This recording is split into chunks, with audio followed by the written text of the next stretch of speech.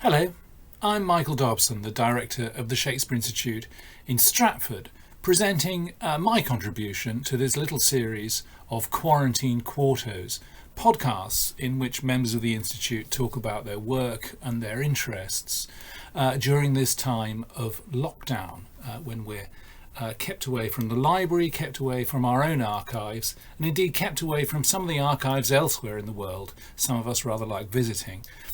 This little talk is called Europe's National Poet, Shakespeare and Non-English Patriotism. And I hope it'll become clear what I'm talking about as we go on. Essentially, I'm interested in how Shakespeare has been adopted and used in countries outside the English-speaking world. And because time is limited today, we're just going to stick with Europe. We'll have a quick and fairly arbitrary little jaunt around Europe and look at some of the ways in which Shakespeare has been useful outside his own country. But let's start somewhere very familiar, namely Birmingham. Here's Shakespeare surmounting the main entrance to the University of Birmingham, this pantheon of great thinkers and artists that was part of the university's fabric from the beginning, put there in 1900. This seems to be part of a pattern by which great national heroes get statues made of them, part of the way in which we celebrate the country's particular heritage. Triumph, my Britain, thou hast one to show, to whom all scenes of Europe homage owe. This is a couplet from Ben Jonson's dedicatory poem in the first collected edition of Shakespeare, 1623, that suggests that other countries are supposed to see Shakespeare's plays and feel inferior, that there's a sort of perpetual national rivalry, competition going on. And indeed, there's plenty of national triumph in British representations of Shakespeare. Actors from David Garrick onwards have liked to pose with statues of Shakespeare to assert a kind of ownership, to say, look, this is Shakespeare, my father, this great national ancestor. This is Samuel West posing as David Garrick with the statue of Shakespeare that's in the foyer of Drury Lane Theatre. It's one of many copies of the statue of Shakespeare that's in Westminster Abbey. And when Britain first acquired a theatre dedicated to Shakespeare, the Shakespeare Memorial Theatre in Stratford, built in 1879, I hope you can see, it was duly equipped with a statue by Ronald Gower, put there in the 1880s, and much featured in postcards and other likenesses of the town over the ensuing years. There it is outside the theatre and sort of announcing that Shakespeare belongs to Stratford. But Shakespeare seems to belong to lots of other places too.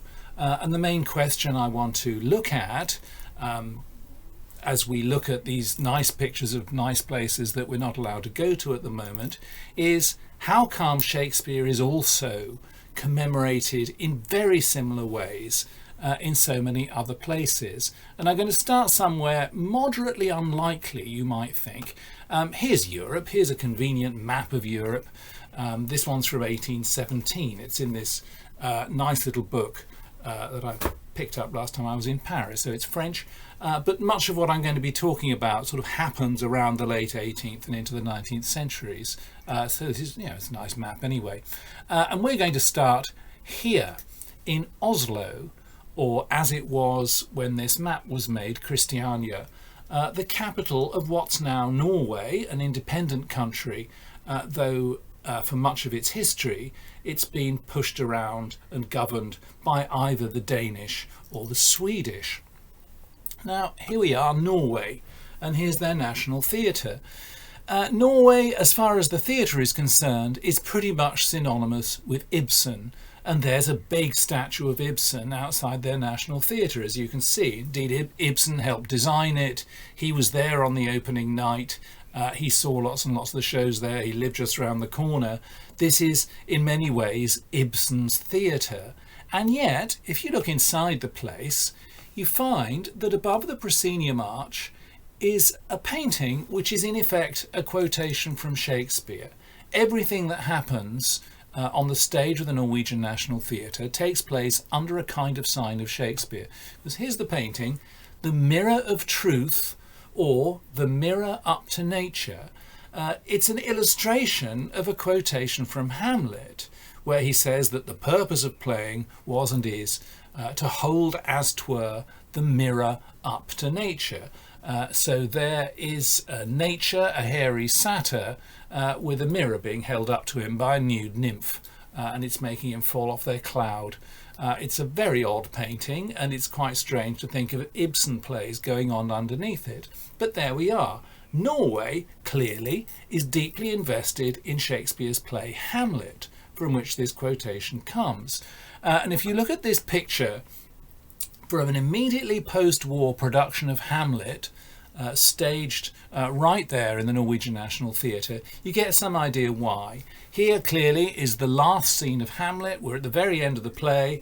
Hamlet is dead, sitting comfortably in a chair. It's always a good idea to die comfortably if you've got to remain dead on stage for a few minutes. And arriving very prominently are the English ambassadors and Fortinbras. Here we are a little closer up. Fortinbras, Prince of Norway, the chap who's going to take over Denmark now that Hamlet and his wicked uncle and his mother are all dead. This never happens. The only place where Norway conquers Denmark and takes the place over is in Shakespeare's play Hamlet. And this is perhaps one subsidiary reason why even in Ibsen's own theatre we get allusions to Hamlet, a kind of quotation from it. All right, it's cold in Norway. Let's go a little way south into Germany. The country perhaps more responsible than any other outside England for propagating Shakespeare's reputation and for really aggrandizing Shakespeare's image. Right in the middle of Germany, in Thuringia, is the cultural capital, Weimar, where Bach worked, where Liszt worked, where Nietzsche spent some time, and where, above all, Goethe and Schiller worked in the 18th century, the very early 19th century. And this monument to Shakespeare, which is one of the best statues of Shakespeare anywhere, I think, it's a very pleasant, flirtatious sort of Shakespeare. He's not stern and grim and public, as you might expect. He's specifically there to make him into a neighbour of Goethe and Schiller. Goethe and Schiller were very invested in Shakespeare. They started translating Shakespeare into German. They made Shakespeare one of the ancestors of modern German culture. And indeed, Germany had a national society for the study of Shakespeare 7 years before it had a unified state. They're that serious about Shakespeare, more serious than the English could be if they tried, I think. In Weimar, we have the Deutsche National Theatre with statues of Goethe and Schiller outside it. This, of course, is where they signed their post-First World War constitution.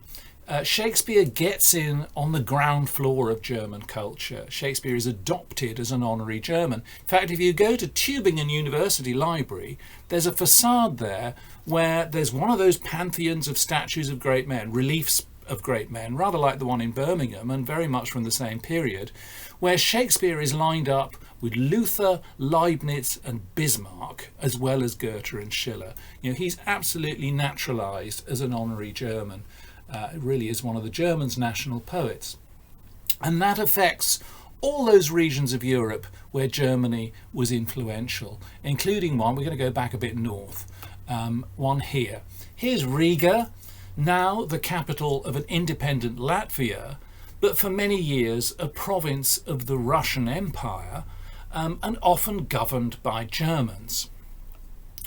Latvia, here we are, late 19th century Latvia, and the German-speaking sort of ruling merchant class built themselves a German-speaking theatre cum opera house, that rather nice building, which is now the Latvian National Opera. If you look at its proscenium arch, you may be able to see that above the stage are 4 reliefs, portraits of 4 great figures, the most important figures in the German theatrical tradition. The two on the left, as you would expect, they're looking at each other, are Goethe and Schiller.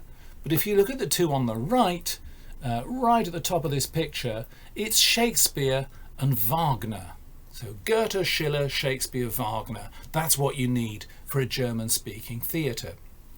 However, Latvia being what it is and Europe being what it is, there's another rival Shakespeare in Latvia speaking another language. Here he is, staring at a drain pipe on the outside of another building. But in fact, if you look again and stand back a bit, you see he's actually staring at Molière. This building, put up at the end of the 19th century, is this, the Latvian National Theatre, which was originally the Ruski Theatre, the Rigan Russian Theatre. It was the Russian-speaking theatre. The Russian-speaking theatregoers of Riga put up a rival theatre that also claimed to be the place to see Shakespeare done properly. It's just you wanted to see it done in Russian rather than German. And the thing about the Russians was that they understood the French, so you get these tremendous benefits. If you actually wanted to do Shakespeare in Latvian, you were out of luck. The first Latvian production of The Merchant of Venice, which was the first Shakespeare that's done in Latvian translation, took place more or less in a shed round the corner, the Rigan Latvian Theatre, a minority nationalist fringe enterprise. And it's not until later that the Latvian National Theatre becomes the Latvian National Theatre. The Russians and the Germans, during the First World War, pretty much do each other in. Russia collapses, has a revolution, Germany loses the First World War, suddenly Latvia has a chance and declares itself independent. And the convenient public building in which they sign the constitution and declare themselves independent was this one. That's the Circle Bar of the Latvian National Theatre, and that's where Latvia became independent. And hence on the outside of the building there's this plaque. This is a very national theatre indeed. And that night, the very night Latvia became independent from Russia, the Russian Empire, and from Germany, on this stage in the evening, there was a production of The Taming of the Shrew, an adaptation of that Shakespeare play. Okay, so Latvia gets sort of two other people's Shakespeares. It gets the Russians' Shakespeare and it also gets the Germans' Shakespeare. Another country very much dominated by outsiders for a lot of its history was Poland.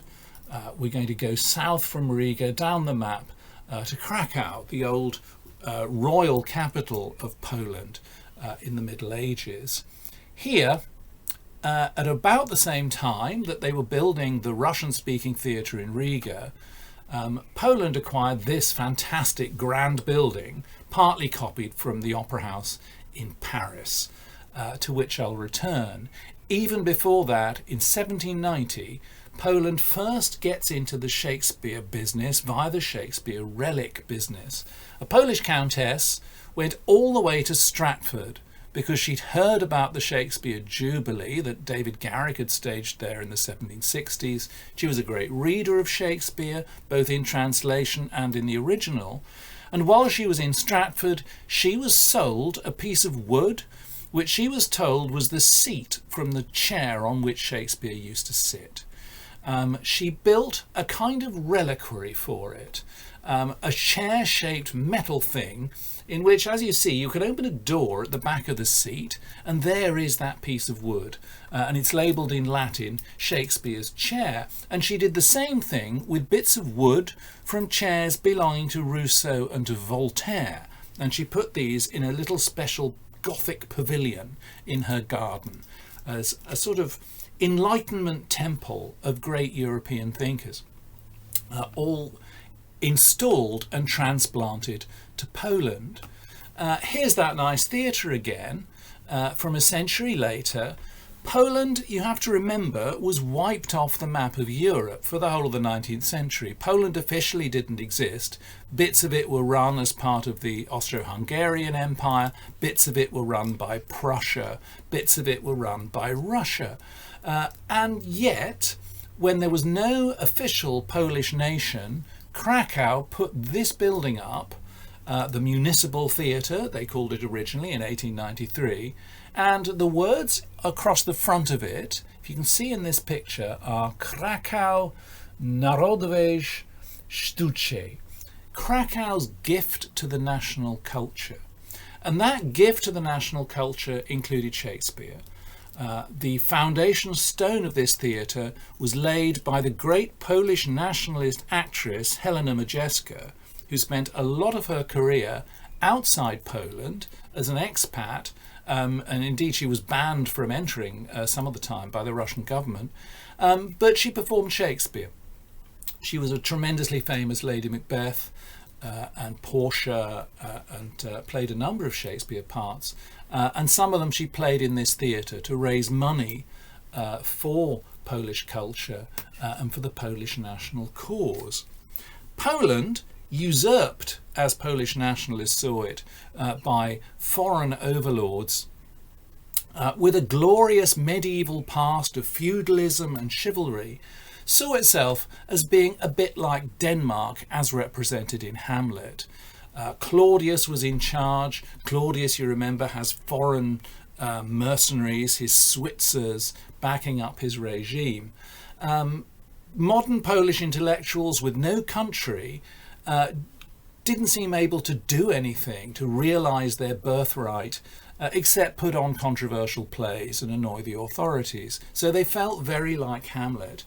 And when Wyspiański, the great Polish nationalist intellectual, wrote an essay on Hamlet in 1909, he declared that the only place that was a proper venue for a modern production of Hamlet was the castle at Krakow.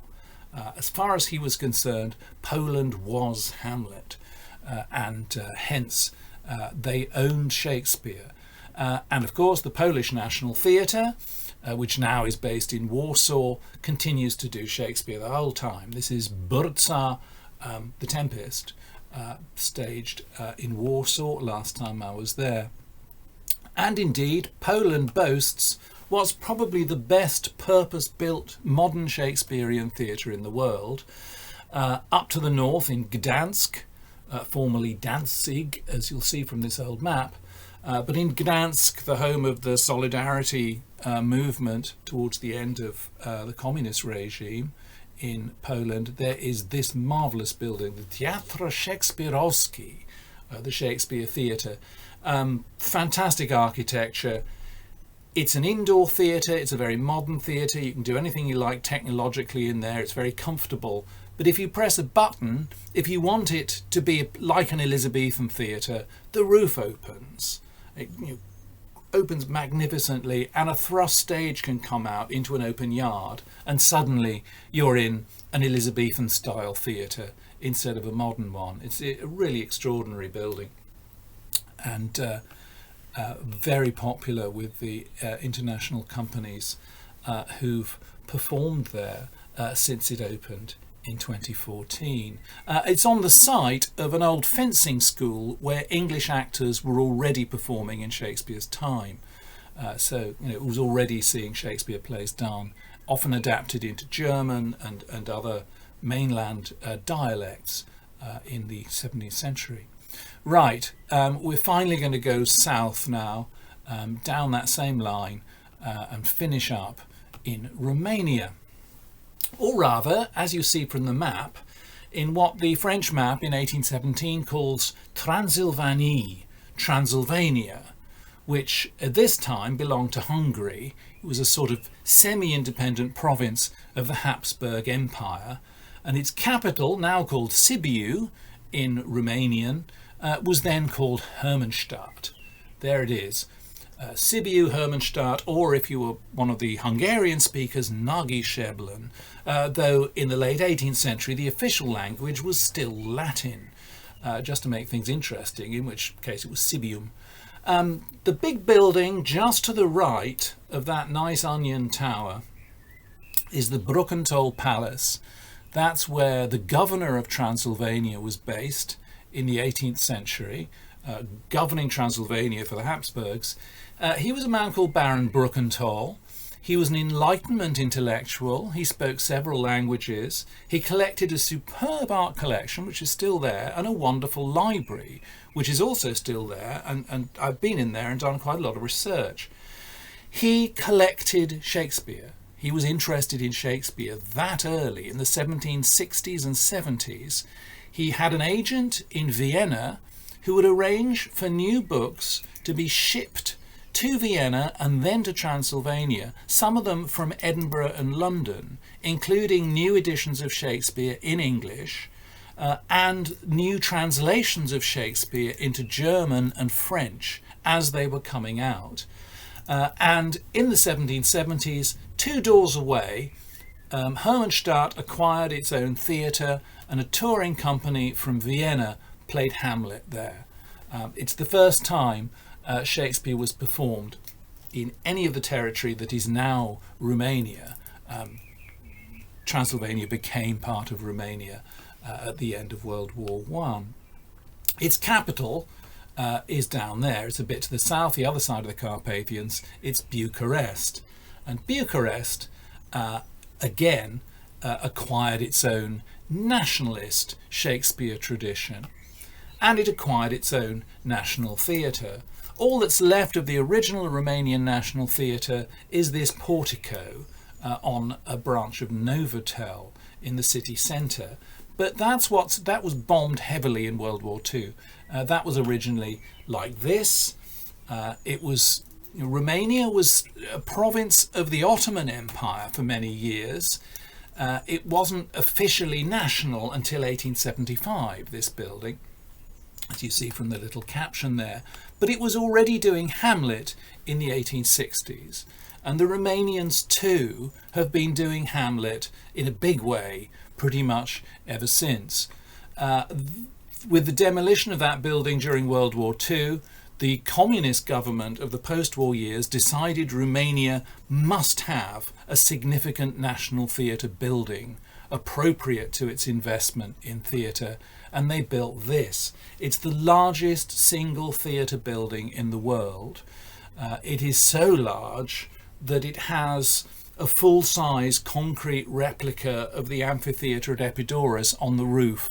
It has any number of auditoria and studio theatre, and the lobbies are bigger than most theatres in other cities. It's also earthquake-proof. If a big earthquake hits Bucharest, everybody goes to the theatre and they're fine. Under Ceausescu, it was tarted up like this.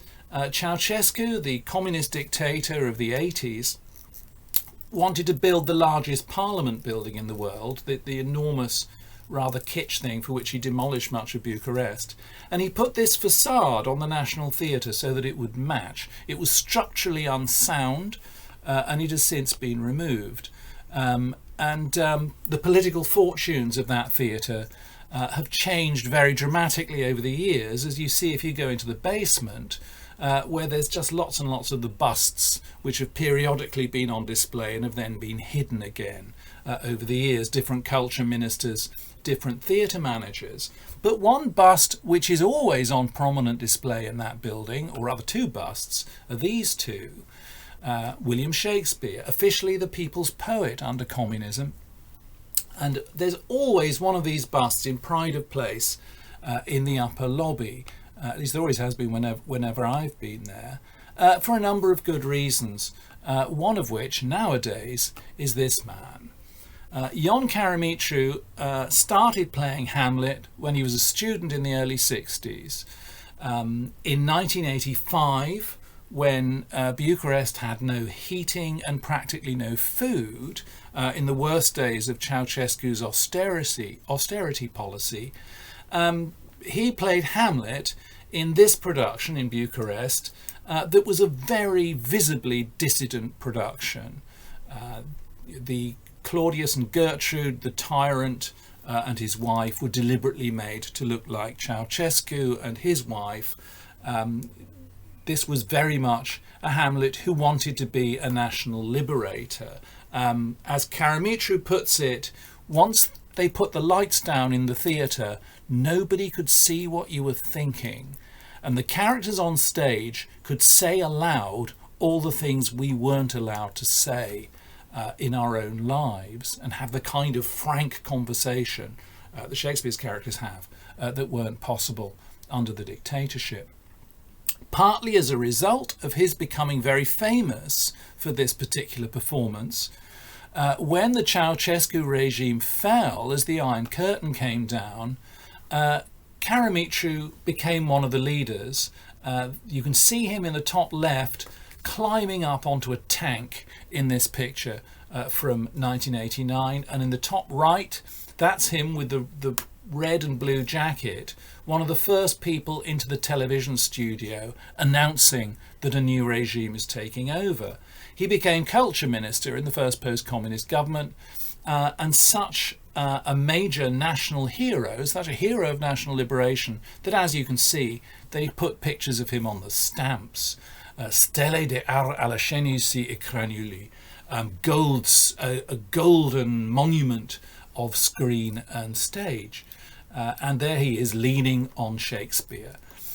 He left the government because he wanted to go back into the theatre. He has since been the actor manager of that huge Romanian National Theatre, casting himself as Edward III, as Macbeth, as Shylock, and as Prospero. And there he is, just after coming off stage as Prospero, last time I saw him in November 2018. One of the great Shakespearean actors of the world in our time, and somebody hugely invested in Stratford, actually, and in the RSC.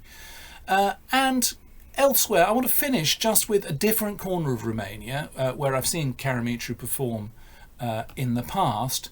To the west of Bucharest is the old stronghold of Mihai Viteațul, Michael the Brave, the Renaissance prince of what's now Romania, who Shakespeare had probably heard of. Shakespeare mentions Transylvania in Pericles, which Mihai Viteațul conquered, but he was then murdered. His stronghold was Craiova, and Craiova is now a stronghold of Shakespeare. As you see, they too have a big statue of Shakespeare. It's quite a strange big statue of Shakespeare, but that's what it is. There is Stanley Wells, Professor Sir Stanley Wells now, former director of the Shakespeare Institute, soon after the dedication of William Shakespeare Square, Piazza William Shakespeare, the big open space next to their enormous theatre, where there's a huge biennial International Shakespeare Festival. And a marvellous festival it is. And one of the things about that festival is now, if you contribute to the festival, you're given a copy of that statue of Shakespeare. That's the festival's founder, Emil Borghina, with a statuette which he presented to the Shakespeare Institute in 2016 after we designed an exhibition for the foyer of the theatre. It's an odd thing about Shakespeare, England's national poet, that he's a national poet who wasn't a nationalist, or at least wasn't a modern nationalist, in the same way that Germans and Poles and Latvians and Romanians have been modern nationalists. And that's enabled everyone to have a share in him. In Shakespeare's plays, anybody might be a stranger, or might become a stranger. It's a word Shakespeare uses a lot. But nobody is a foreigner. Shakespeare only uses the word foreigner once, and it's only as a bizarre insult, mountain foreigner, used by one British person to another. It's actually used as an insult by Ancient Pistol, talking to the local vicar in Windsor, because the vicar is Welsh. This statuette of Shakespeare is just as important, I think, as the statue on the facade of the university. If that says, we own Shakespeare because we're English and we're in the Midlands, this statuette says Shakespeare also belongs to an international culture. He is a world poet. Everyone has a share in him because we're all strangers.